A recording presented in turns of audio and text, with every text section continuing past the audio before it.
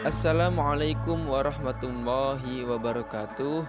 Perkenalkan, kami dari kelompok 6 yang beranggotakan saya Sihabuddin sebagai moderator juga sebagai pemateri, dan yang kedua ada Teh Widianti sebagai pemateri. Di sini kami akan mencoba sedikit menjelaskan tentang makalah yang berjudul Administrasi Gugus Depan. Oke, langsung saja kepada pemateri yang pertama yang akan disampaikan oleh Teh Widianti. Baik, saya akan menyampaikan sedikit pengantar sebelum memasuki pembahasan materi. Salah satu tolak ukur sebuah organisasi berjalan secara terorganisir dengan baik adalah sistem administrasi yang dijalankan. Namun, sering kali hal yang berhubungan dengan administrasi dianggap sebagai formalitas belaka, bahkan sering diremehkan. Padahal, sistem administrasi yang baik akan sangat membantu dan mutlak dibutuhkan jika sebuah organisasi ingin maju. Kemudian secara khusus administrasi menjadi tanggung jawab Kerani atau Sekretaris Dewan Ambalan. Apa itu gugus depan? Dalam kesempatan kali ini saya akan menjelaskan mengenai pengertian, tujuan, tugas, dan fungsinya. Oke, yang pertama ialah pengertian gugus depan. Gugus depan adalah suatu kesatuan organik terdepan dalam kegiatan pramuka yang merupakan wadah untuk menghimpun anggota gerakan pramuka dalam penyelenggaraan kepramukaan. Yang kedua ialah tujuan gugus depan. Pengembangan gugus depan bertujuan untuk memudahkan pengelolaan dan penyelenggaraan kegiatan kepramukaan dalam mencapai tujuan gerakan pramuka. Selanjutnya yang ketiga ialah tugas gugus depan. Singkatnya, tugas gugus depan ialah mengkoordinasi kegiatan seluruh anggota dan menyelenggarakan kegiatan administrasi. Dan yang terakhir ialah fungsi gugus depan, yaitu sebagai wadah pembinaan kaum muda dan tempat pengabdian anggota dewasa, serta sebagai pengelolaan administrasi keuangan, sarana, dan prasarana kepramukaan. Selanjutnya ada administrasi gugus depan. Apa itu administrasi? Administrasi dalam arti sempit adalah segala sesuatu yang berhubungan dengan proses tulis-menulis atau ketatausahaan. Menurut KBBI, administrasi adalah usaha dan kegiatan yang meliputi penetapan tujuan serta penetapan cara-cara penyelenggaraan pembinaan organisasi. Nah, apa sajakah kegunaan administrasi?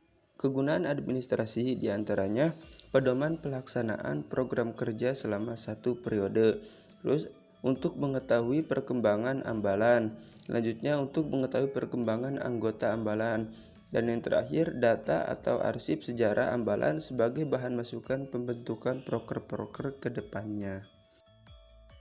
Oke, selanjutnya yaitu aktivitas administrasi gugus depan. Nah, apa saja sih biasanya aktivitas-aktivitasnya? Ialah diantaranya ada penyusunan laporan yang pertama, yang kedua ada surat menyurat, yang ketiga ada penyajian administrasi dan satuan gugus depan, dan yang terakhir ada kearsipan. Aktivitas pertama dalam administrasi gugus depan ialah surat menyurat. Surat menyurat sebagai alat komunikasi dalam bentuk tertulis yang disampaikan kepada pihak lain dalam bentuk warta atau berita. Dalam menyusun surat ada berbagai macam bentuk surat. Ada surat resmi dan juga ada surat non-resmi. Bentuk surat dapat dipilih sesuai kebiasaan atau kebutuhan satuan. Bagian-bagian surat diantaranya ada kepala surat, tanggal surat, nomor surat, lampiran, perihal, alamat dalam, kepada yang tuju, salam pembuka, isi surat, dan salam penutup. Selanjutnya ada kearsipan. Kearsipan adalah proses pengaturan dan penyimpanan surat-surat secara sistematis, sehingga bila dibutuhkan akan dapat diketemukan dengan cepat dan tepat. Surat yang masuk maupun keluar disimpan dalam suatu file atau filing kabinet yang disusun secara teratur. Nah, ada berbagai macam sistem penyimpanan, antara lain ada sistem abjad, sistem subjek, sistem geografi, sistem nomor, dan ada sistem kronologis. Selanjutnya ada penyusunan laporan. Nah, laporan merupakan suatu bentuk pertanggungjawaban tertulis yang berfungsi sebagai sumber informasi dalam hal mengetahui hasil yang dicapai dan pengambilan keputusan selanjutnya. Dan yang terakhir, dalam aktivitas administrasi gugus depan adalah penyajian data gugus depan. Administrasi dan data di gugus depan sangat bermanfaat sekali bagi seorang pembina maupun anggota. Di antaranya satu, untuk mempermudah dalam tata kerja maupun mengambil keputusan. Yang kedua, sebagai gambaran atau visualisasi gugus depan. Yang ketiga, sebagai sumber pustaka dan sebagai bahan pembanding. Yang keempat, dapat melaksanakan pendidikan dan kegiatan sesuai yang direncanakan. Yang kelima, mengetahui kemampuan dan perkembangan yang dimiliki anggota pramuka. Dan yang terakhir, sebagai alat untuk mencapai tujuan gerakan pramuka. Selanjutnya yaitu jenis buku administrasi dalam gugus depan. Nah, apa saja sih biasanya jenis-jenis bukunya? Nah, diantaranya satu, ada buku pegangan pengurus. Yang kedua, ada buku induk anggota. Yang ketiga, ada buku catatan harian. Yang keempat, ada buku risalah rapat atau pertemuan atau notula. Yang kelima, ada buku arsip surat masuk dan keluar serta buku ekspedisi. Yang keenam, ada buku tamu. Yang ketujuh, ada buku inventaris. Yang kedelapan, ada buku catatan keuangan. Apa sih isi dari buku pegangan pengurus? Nah, buku pegangan pengurus berisi tentang semua hal yang perlu diketahui oleh pengurus Dewan Ambalan, khususnya menjadi pengurus harian seperti ketua, sekretaris, bendahara, dan ketua bidang-bidang. Termasuk di dalamnya tata laksana, ada ART, job description atau pembagian tugas, dan yang lainnya. Selanjutnya ada buku induk anggota. Buku induk anggota berisi tentang data pribadi semua anggota seperti kurikulum vitae dan atau data diri, penilaian keaktifan berkala, pencapaian SKU atau SKG, syarat kecakapan pramuka Garuda, dan lain-lain. Ketiga, ada buku catatan. Nah, apa saja sih isinya? Yaitu semua kejadian penting dalam ambalan, lebih baik jika dilengkapi dengan dokumentasi kegiatan. Dari buku ini tercatat kronologis semua kegiatan baik kecil maupun besar yang telah dilaksanakan oleh ambalan. Nah, tadi ada buku risalah rapat, pertemuan atau notula. Nah, apa saja sih isinya? Di antaranya berisi data dan hasil setiap rapat yang diadakan baik oleh pengurus harian, rapat bidang atau rapat pleno yang diikuti oleh seluruh anggota ambalan. Meskipun ada banyak bidang seperti buku risalah rapat tetap menjadi satu. Sebaiknya buku risalah rapat tetap menjadi satu. Terus ada buku arsip surat masuk dan keluar serta buku ekspedisi.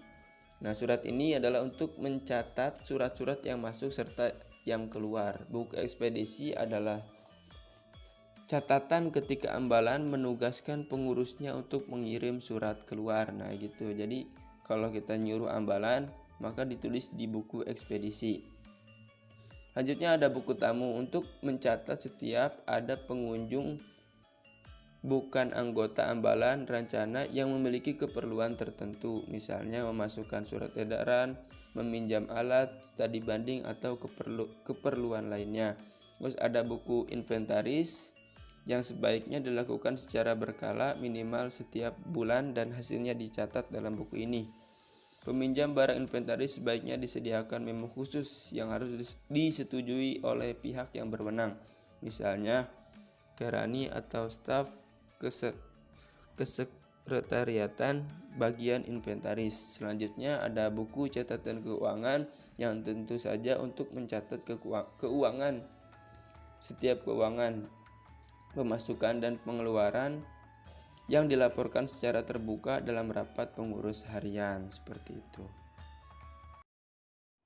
Oke, mungkin cukup sekian pemaparan dari kami. Mudah-mudahan apa yang telah disampaikan dapat bermanfaat bagi rekan-rekan semua.